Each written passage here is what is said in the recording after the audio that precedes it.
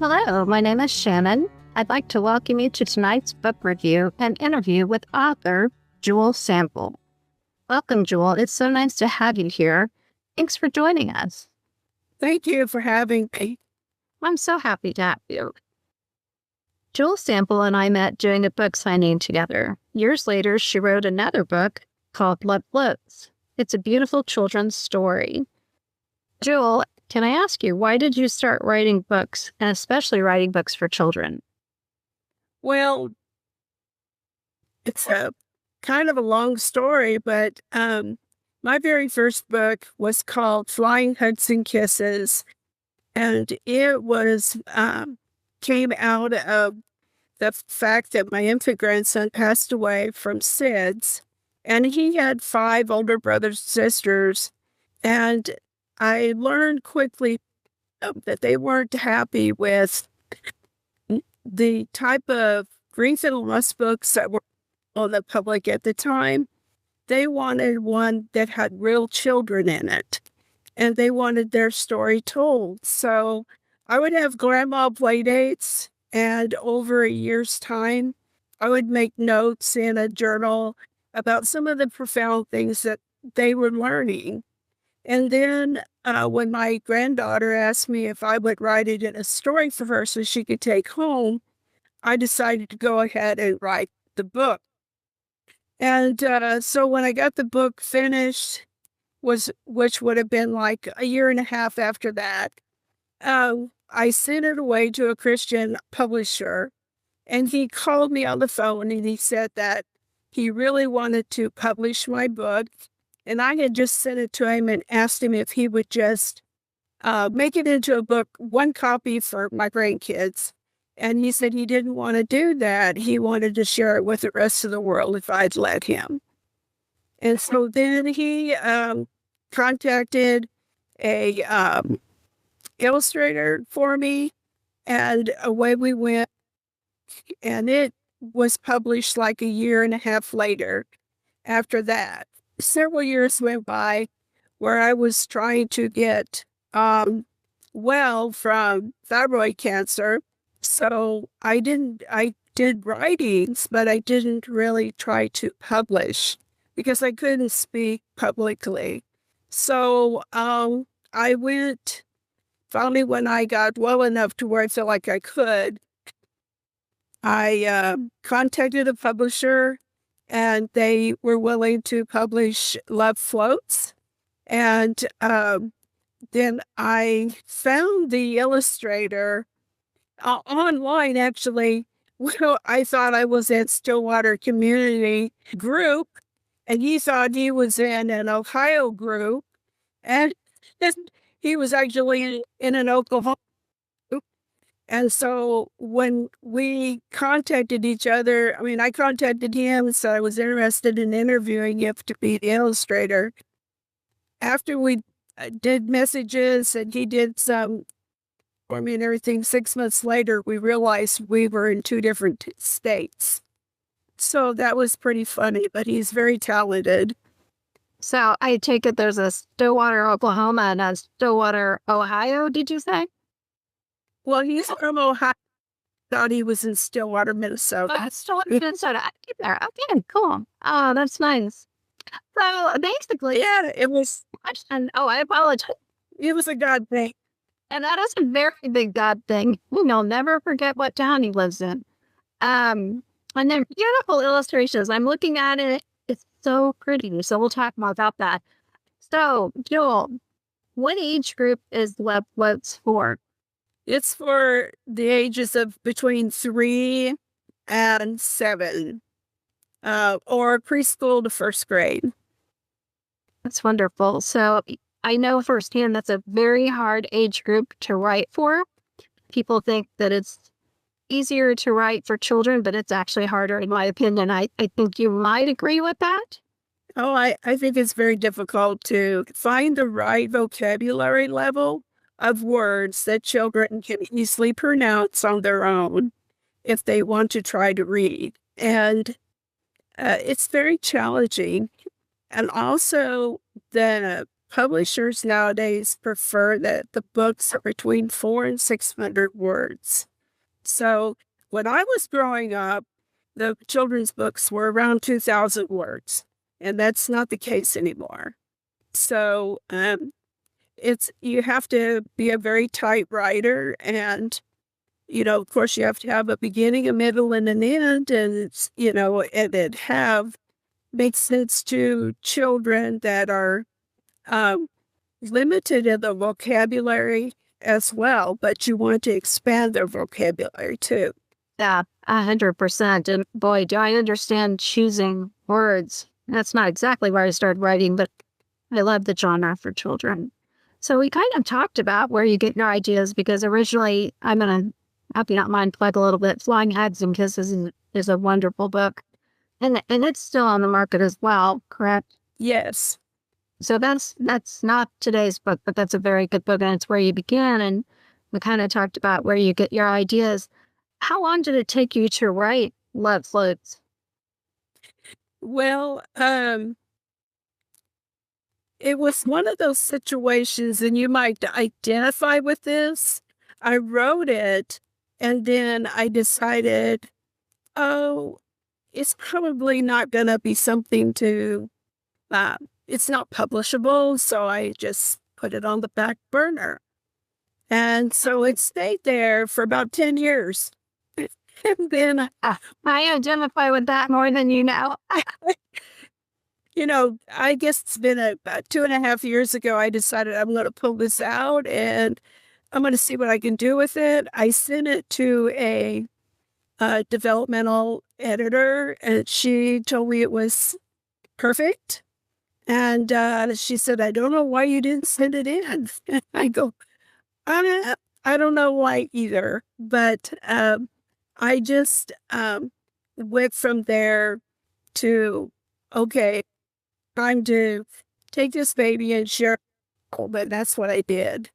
And the rest of the time, when I did give it to the publisher, and he said, of course I'll publish this,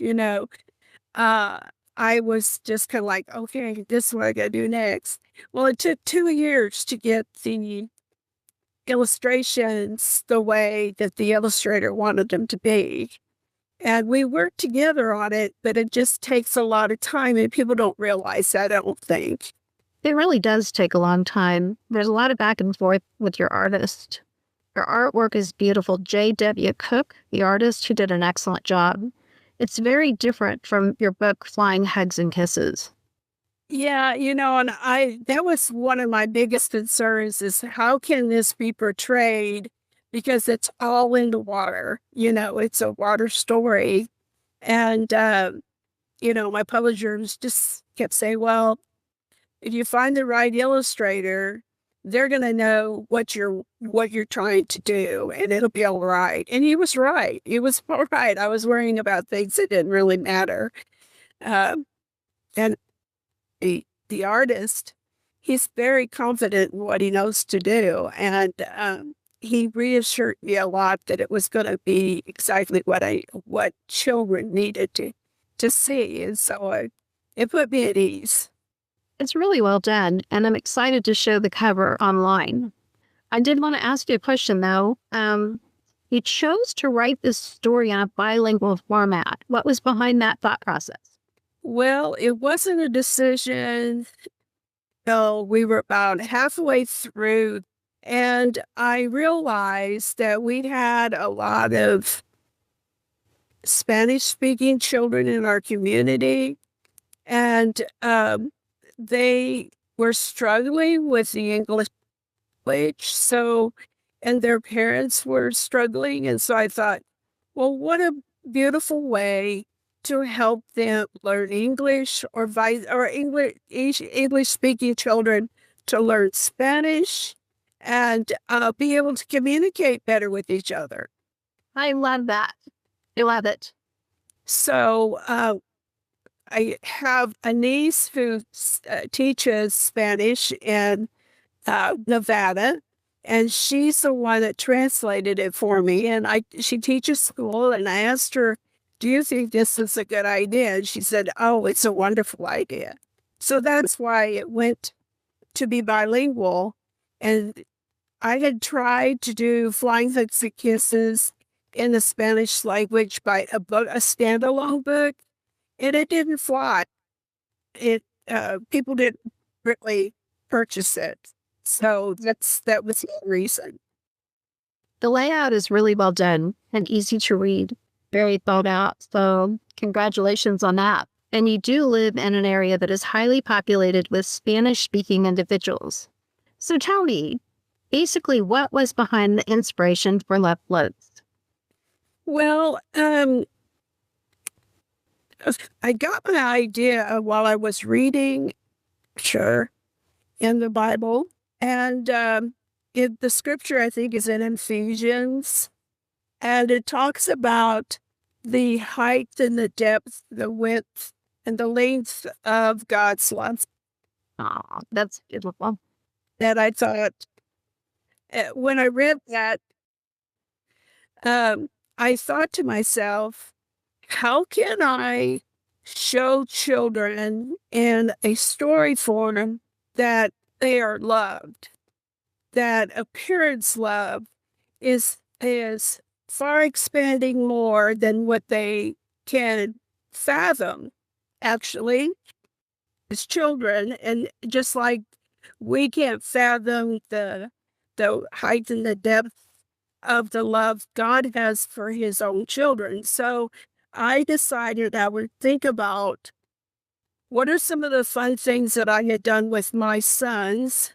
And one of the things that we did together, me as a mother and children, I played with them in the bathtub, but we had tickle water and that kind of thing. And then we went swimming together, we went boating together. A lot of the things that the boys did with me that were things that they really enjoyed, something to do with water. So then I thought, well, what can I do with the story? What character, lives in the water? And my sons, all three of them, love turtles. They think they're great, So I thought, well, I'll just do a sea turtle. And then I started doing research on the sea turtles that live around the American continent. Came up with the Eakley, I think it is, turtle. It's the smallest turtle. But it grows up to 170 pounds. And it lives in the shelf basin of the Gulf of Mexico, Gulf of America, because they are all the way down into Mexico. Yes. So I did that, and I started then writing scenes. Once I had my characters, writing scenes and just talking like they were real people of how you would develop a story. And one of the other things that I noticed when working with children in crisis is that if mommy was getting ready to have a baby, they worried a whole lot about whether mommy was going to have time for them and if mommy was still going to love them or love the baby more, Yes. So once I had decided that I was going to use sea turtles, I did a lot of research, and then I started developing the characters. And one of the things that I noticed when I was working with children in crisis is that when a mother was getting ready to have a sibling, the little kids would be really worried about whether mama was going to have time for them and mama was going to still love them, or were they going to love the baby more? And it's really difficult for children to understand that concept. So I was looking at the story as, how can I show these children that the love that a mother carries will never leave them, and give them some hope? That was the whole premise of why I wrote this story altogether. It's a beautiful premise, actually, and it kind of ties it up with a nice bow, because there is so much truth for anybody out there that's a mother. Children really start to worry when the next one comes along. So And a mother's love, as I think all of us in this little ring can attest to, it is endless. I also kind of like the comparison of the oath and the depths of love. I think that's beautiful. The next thing that I tried to do was incorporate what typical things a mother would do with their child, and then by incorporating those fun water activities that mothers do, um, try to make these turtles come alive with what would a turtle do in the ocean if they were learning to swim alongside their mother. And now turtles don't do that because they're not maternal. Yeah. Yeah. I think that I can relate to this story very well because I could swim before I could walk. I don't even remember not swimming because my parents always wanted a pool and we grew up with ponds and lakes and whatnot. So that memory of mothers, but also fathers teaching us how to swim is very dear to my heart. So I think a lot of people will relate to this in different ways. But this is a fun one. I'd like to ask you, can kids become authors too? Oh, of course they can. I think that if they work real hard on developing a story from an idea that they have, and they learn what a story contains first, the structure of a story, the beginning, the middle, the end, that they certainly can develop a book that other children would enjoy. I love that. I hope that your book inspires adults to sit down with their children and maybe write a book, do something other than screen time. Nothing wrong with screen time, but just give them quality time together and teach them how to do something that they can see, hold, read well into their future. I kind of think that would be such a special experience for them. Yeah, I have different activities that I've developed for classrooms that do that very thing. I have a turtle that the children can just color for preschool age children. Um, and I was trying to think what the other thing was. I did have one where you draw a turtle with your hand, and that gives them, an idea of how they can do a big turtle, a small turtle, or whatever, and make their own story, make their own little puppets to go along with the story itself. And as far as older children wanting to write, there's structures out there for that teachers know about. That's language arts that goes along with the STEM program. And this story, I've been told, really works for that. For people that don't know what STEM is, would you mind explaining that? Science, technology, English, and math. So, Jewel, a question some people might have is, do authors make a lot of money? I can both laugh at this one. Okay.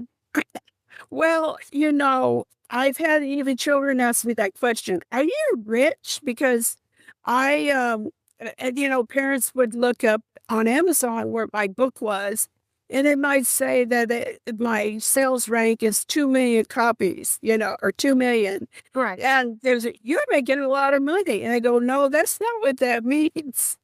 It means that, I'm pretty much, my book's not selling as well as somebody else that has it number one.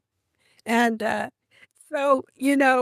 nevertheless, the reality is when you put your book out there into the public, you have to put it on a platform. The platform wants a piece of the pie. Yeah. So does your publisher that does this.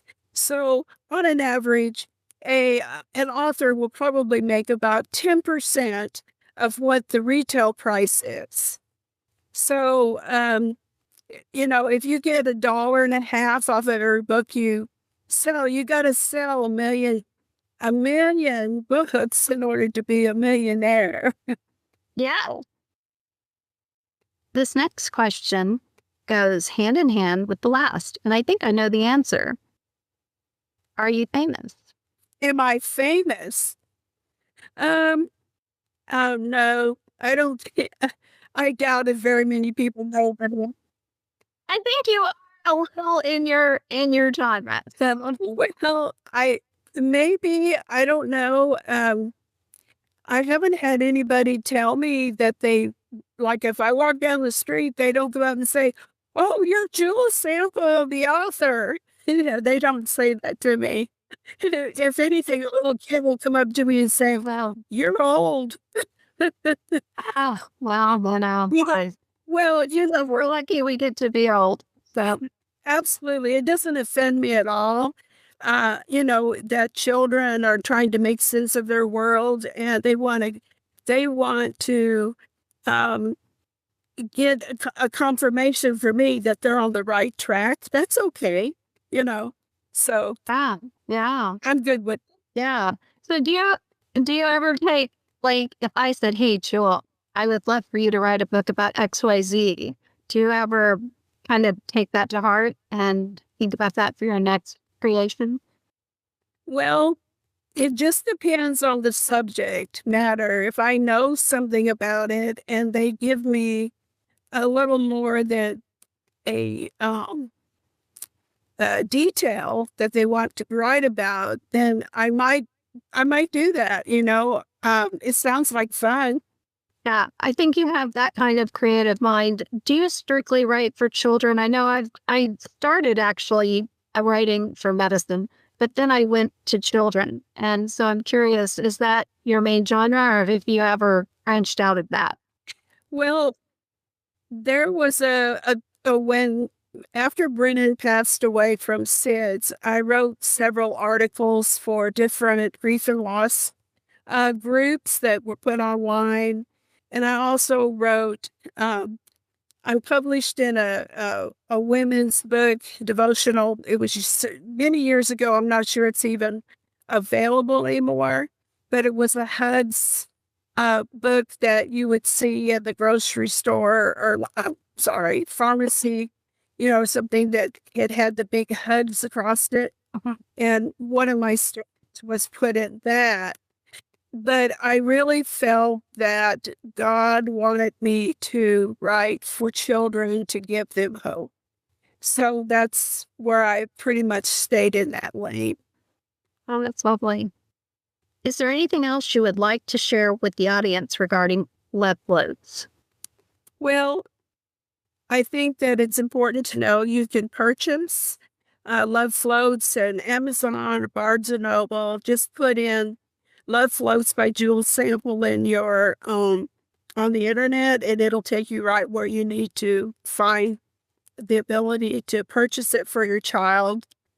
The other thing is, I would love it if you would write to me or do a review about the reading experience your child had with you.